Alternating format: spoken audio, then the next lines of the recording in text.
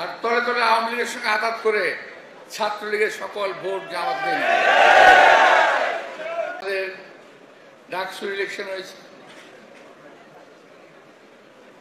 ইলেকশনে বিএনপি হেরে গেছে, এটা আপনারা বলতে পারেন, কিন্তু আমি কিন্তু বলতে পারি না যে ঢাকা বিশ্ববিদ্যালয়ে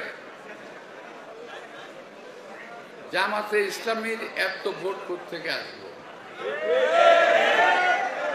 আমার তো হিসেবে মিলে না ভাই। আমি বলতে চাই না জামাত কারচুপি করেছে, আমি বলতে চাই দেশে একটা গভীর ষড়যন্ত্রের আভাস পাচ্ছি আমি। কারণ আমরা যখন বিভিন্ন দল একসঙ্গে বসি তখন আমাদের ইসলামের নেতারা বারবার আমাদেরকে বলেন কি জানেন, যে ভাই খেয়াল রাখেন আওয়ামী লীগ যাতে আর ক্ষমতায় আসতে না পারে, আওয়ামী লীগ ঠেকান সবসময়, যে আওয়ামী লীগ আসলে সবাইকে কুচু কাটা করবে, এটা তাদের ডায়লগ। আমরা সেভাবেই চললাম, আর তলে তলে আওয়ামী লীগের সঙ্গে আঘাত করে ছাত্রলীগের সকল ভোট জামাত দেন।